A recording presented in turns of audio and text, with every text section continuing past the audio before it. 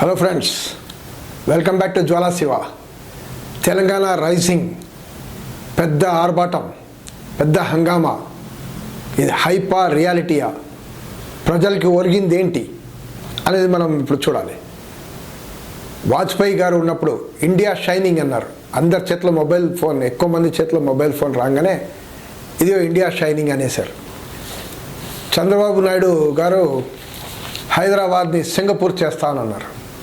కేసీఆర్ గారు హైదరాబాద్ని దుబాయ్ చేస్తానన్నారు. ఇప్పుడు రేవంత్ అన్న వచ్చి తెలంగాణ రైసింగ్ అంటున్నాడు. విదేశాలతో కంపీట్ చేస్తాం, ఈ భారతదేశ రాష్ట్రాలతో సంబంధం లేదు. సో వీఆర్ గోయింగ్ 2047 కల్లా పెద్ద విషన్, డెవలప్డ్ కంట్రీ స్టేటస్ లాగా తీసుకుని వెళ్ళిపోతామంటాడు. మరి ఇవన్నీ వినటానికి బాగానే ఉంది. మరి ట్రంప్ అవెన్యూ, గూగుల్ స్ట్రీట్ల పేర్లు ఇవన్నీ ఏంటి అంటే, ఈ బాంచనగిరి ఎందుకు? ఈ బానిసత్వ మైండ్ సెట్ మనం వదలమా? అలాంటి వాళ్ళ పేర్లు పెట్టాలా? స్వాతంత్ర పోరాట యోధులు లేరా మన దగ్గర? కవులు లేరా? మేధావులు లేరా? వాళ్ళ పేరు పెట్టలేమా? ఇవన్నీ సింపుల్ క్వశ్చన్స్ ప్రజలు అడుగుతున్నారు. గ్లోబల్ సమ్మిట్ చేశారు మీరు, డిసెంబర్ 8 నుంచి 9 భారత్ ఫ్యూచర్ సిటీలో, శంషాబాద్ నుంచి 25 కిలోమీటర్స్ దూరంలో. ఇవన్నీ ఒక భాగం. MOUs వచ్చాయి, మనం చూస్తున్నాం పేపర్లో, పత్రికల్లో. $5.75 లక్షల, $5.75 లక్షల ప్రామిస్లు వచ్చాయి, వాగ్దానాలు.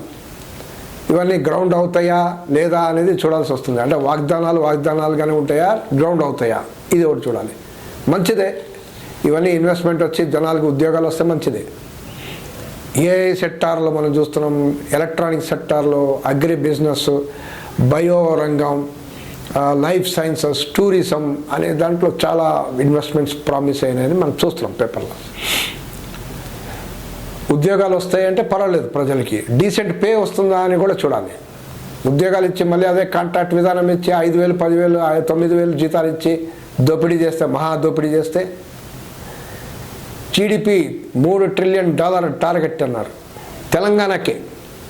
ఈరోజు భారతదేశం $4 ట్రిలియన్.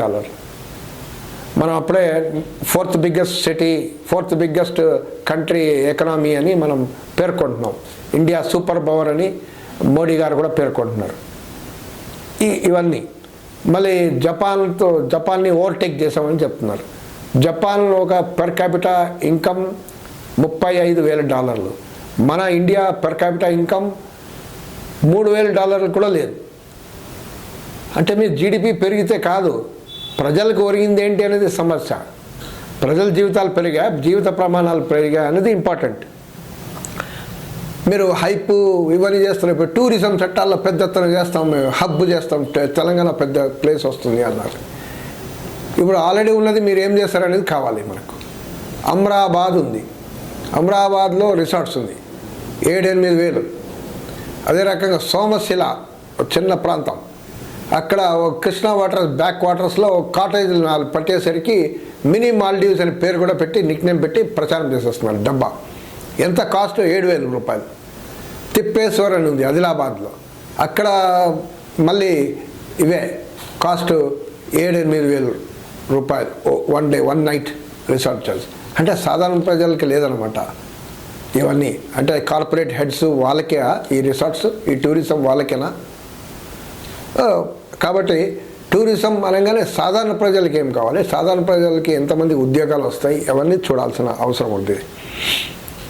ఇప్పుడు మనం ఫారిన్ కంట్రీస్తో కాంపిటీషన్ అని పదే రేవంత్ గారి అంటున్నారు. మరి ఇప్పుడు మీరు తెలంగాణ రైజింగ్లో స్కూలు, దవాఖానాల సంగతి ఏంటి? స్కూల్ దవాఖానాల సంగతి మీరు ఫారిన్ కంట్రీస్తో కాంపిటీషన్ అవసరమా? లేదు. మరి ఇండియాలోనే కేరళ, తమిళనాడుతో పోటీ పడండి. వాళ్ళ నాణ్యత, వాళ్ళ ప్రమాణాలు ఏంటి, దాన్ని అమలు చేయండి. ఇక్కడ గవర్నమెంట్ స్కూల్ ఏర్పరచండి, విచ్చలవిడిగా టీచర్లు నియమించండి, ప్రజలకు అందుబాటులో పెట్టండి. గ్రామ ప్రాంతాల్లో, గిరిజన ప్రాంతాల్లో ఆరోగ్య హాస్పిటల్స్ చాలా పెట్టండి, ప్రజా దవాఖానాలు ఎక్కడ పడితే అక్కడ. మనం వేరే విదేశాలతో ఎందుకండి? మన భారతదేశంలోనే మంచి మంచి ఇది ఉన్నారు. మీరు ఇప్పుడు కార్పొరేట్ హెడ్లతో ఆర్భటాలు హంగమాలు చేశారు ఈ 2 రోజులు, ఓకే. కానీ ఇంకో పక్క ట్రాఫిక్ జామ్లు, రోడ్డు మీద పాట్ హోల్స్ ఇవి చూస్తున్నాం. సో ఈ $3 ట్రిలియన్ ఏదైతే మీరు 2047కి ప్లాన్ చేస్తున్నారో విషన్, ఇది ప్రజలకి ఏంటి? ఈ తెలంగాణ రైసింగ్ ప్రజలు కూడా రైస్ అవుతారా లేదా అనేది పాయింట్. అగ్రి బిజినెస్ అనే పేరు మీద రైతులు భూమి లాక్కొని రైతులకి వాళ్ళ జీవనాధారాలు తీసే అవకాశాలు ఉందా? అలా చేస్తున్నారా? ప్రజలు బతుకుని నాశనం చేస్తారా? లేకుంటే సరైన గిట్టుబాటు ధరలు ఇస్తారా? కార్మికుల జీతాలు, కొత్త ఫ్యాక్టరీలు వస్తుంది ఇప్పుడు, ఓకే. పర్మనెంట్ జాబ్స్ వస్తాయా? కాంట్రాక్ట్ జాబ్స్ వస్తాయా? డీసెంట్ పే ఇస్తారా? శంషాబాద్లో చూడండి, ఏరోస్పేస్ అని 3-4 కంపెనీలు ఉన్నాయి. వాళ్ళంతా సమ్ పార్ట్స్ తయారు చేస్తారు బోయింగ్కి, ఎయిర్ బస్లకి. ఇక్కడ తయారు చేస్తారు మల్టీనేషనల్ కంపెనీస్కి. వాళ్ళ జీవన ఐటీఐలు, ఇంజనీర్లు వాళ్ళంతా పనిచేస్తుంటారు. వాళ్ళ స్కిల్డ్ వర్కర్స్, వాళ్ళ జీతం ఎంత? 15,000, 15,000 మాత్రమే. అంటే మీరు జాబ్ ఇవ్వడం కాదు, డీసెంట్ పే కూడా ఇవ్వాలి కదా. ఈరోజు లేబర్ కోడ్ ఉంది, లేబర్ కోడ్స్ 4 లేబర్ కోడ్స్ అనేది కేంద్ర ప్రభుత్వం మోడీ గారు ప్రకటించారు, అమల్లో వచ్చేసింది. మీ పార్టీ కాంగ్రెస్ పార్టీ తిరస్కరించింది. ఇప్పుడు మీరు ఎందుకు తిరస్కరించట్లేదు? తెలంగాణ గవర్నమెంట్ కూడా తిరస్కరించాలి కదా, మేము ఇది అమలు చేయమని చెప్పాలి కదా. మరి ఎఫ్డిఐలు వస్తాయి, ఇవన్నీ వస్తుంది, ఓకే. లోకల్ ఇన్నోవేషన్ సంబంధించింది ఏంటి? Indian innovation. మరి ఇండియాలో ఒక బ్రాండ్ ప్రోడక్ట్ తయారు చేస్తామా చేయమా? గూగుల్ వాడు వస్తాడు, మైక్రోసాఫ్ట్ వస్తాడు, వాళ్ళు వచ్చి వాళ్ళు పెడతారు, వాళ్ళు రీసెర్చ్ సెంటర్లు పెరిగి వాళ్ళు ఎవరి కోసమో డబ్బులు లాక్కొని రీసెర్చ్ పెడతారు. ఇక్కడ చీప్ లేబర్, చీప్ భూమిలు మీరు ఇస్తున్నారు కాబట్టి ఇక్కడ పెడుతున్నారు, అది ఒక భాగం. మన దగ్గర మంచి ఎంప్లాయీస్, ఇంజనీర్స్ దొరికిపోతారు, మంచి కంప్యూటర్ కూలీలు దొరికిపోతారు. అంటే వీళ్ళందరూ కూలీలు, ఎందుకంటే జీతం బాగా వచ్చినా డాలర్ విలువ ఎక్స్చేంజ్ రేట్లో చూస్తే ఆ రకంగా జీతం బాగా వస్తుంది అంతే. కానీ ఈ కంప్యూటర్ కూలీలు కావాలా? మనకు ఇండియాలోనే ఒక బ్రాండ్ ప్రోడక్ట్ తయారు చేసే సెంటర్, ఇన్నోవేషన్ హబ్ మనం చేయమా ఇండియాలో, హైదరాబాద్లో? సో అలాంటి విజన్ ఉందా? విజన్ ఉండడం కాదు, దానికి ఎలా చేయాలి, మీరు ఎలా చేయాలనుకుంటున్నారు? మీరు కార్పొరేట్లతో చర్చిస్తున్నారు ఇవన్నీ. తెలంగాణ సమ్మిట్, గ్లోబల్ సమ్మిట్ 2 రోజులు ప్రజాప్రతినిధులను ఎందుకు చర్చించట్లేదు? సివిల్ సొసైటీతో ఎందుకు చర్చించ? వాతావరణం సంగతి ఏంటి? కార్మిక సంఘాలతో ఎందుకు చర్చించట్లేదు? రైతు సంఘాలతో ఎందుకు చర్చించట్లేదు? వీళ్ళతో కూడా చర్చించాలి కదా. సంపద సృష్టించేది ఎవరు? వీళ్ళే కదా, కార్మికులు, కర్షకులు. మరి వీళ్ళ ప్రతినిధులతో చర్చకుండా మీరు దోపిడీదారులు, పెట్టుబడిదారులతో చర్చిస్తే సరిపోతాయా కార్పొరేట్స్తో? Is that enough? కాబట్టి ఇవన్నీ ఒక భాగం. మళ్ళీ ఇవన్నీ పెట్టుబడులు ఇవన్నీ వస్తున్నాయి అంటే వాళ్ళే పెట్టి డెవలప్ చేస్తారా? మీరు కూడా తెలంగాణ రాష్ట్రం కూడా పెడుతుందా? మరి స్కూల్స్ ఇవన్నీ ఎక్కడ పెడతారు? ఎవరు చేస్తారు? గవర్నమెంట్. మీరు school, gender equality, gender gap చేస్తాం, శానిటేషన్, డ్రింకింగ్ వాటర్ అన్నీ మాట్లాడారు మీరు ఎక్కడెక్కడో, అది రఫ్గా మాట్లాడారు. అది ఎలా చేస్తారని తెలియదు. ఇప్పుడు చేస్తారంటే డబ్బులు ఎక్కడ? మీరే అంటున్నారు మేము ప్రభుత్వం తీసుకునేసరికి మొత్తం అప్పుల్లో కూరుకుపోయాం. బీఆర్ఎస్ ప్రభుత్వం అప్పుల్లో పెట్టేసింది. ఎస్, పెట్టేసింది. మరి ఇప్పుడు ఎట్లా? తెలంగాణ, హైదరాబాద్లో హై నెట్వర్త్ ఇండివిజువల్స్ హైదరాబాద్లో బాగా పెరుగుతున్నారట.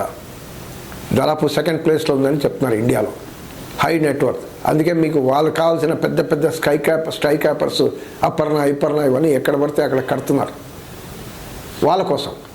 సో వాళ్ళని ట్యాక్స్ చేస్తారా? డబ్బులున్న వాళ్ళు చాలామంది ఉన్నారు ఈరోజు. బంజారా హిల్స్, జూబ్లీ హిల్స్ వెళ్తే వాళ్ళందరినీ వెల్త్ ట్యాక్స్ వేసి మీరు ట్యాక్స్ చేస్తారా?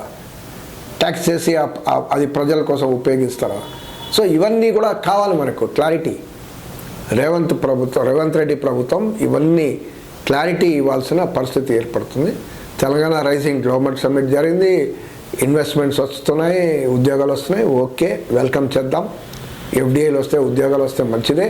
కానీ ప్రజలు, కార్మికులు, కర్షకులు వీళ్ళందరికీ ఈ తెలంగాణ రైజింగ్ ప్రాజెక్ట్లో వాళ్ళ రోల్ ఏంటి, వాళ్ళ పాత్ర ఏంటి, వాళ్ళు కూడా సొసైటీ అందరు కలిస్తే కదా ఈ తెలంగాణ రైజ్ అవుతుంది అనే దృష్టిలో పెట్టుకొని ఈ ప్రభుత్వం సమాధానం ఇవ్వాల్సిన పరిస్థితి అనేది ఉంది. తెలంగాణ రైజింగ్ ప్రజలు కూడా రైజ్ అవ్వాలా లేదా? కమెంట్ బాక్స్లో రాయండి. Thank you.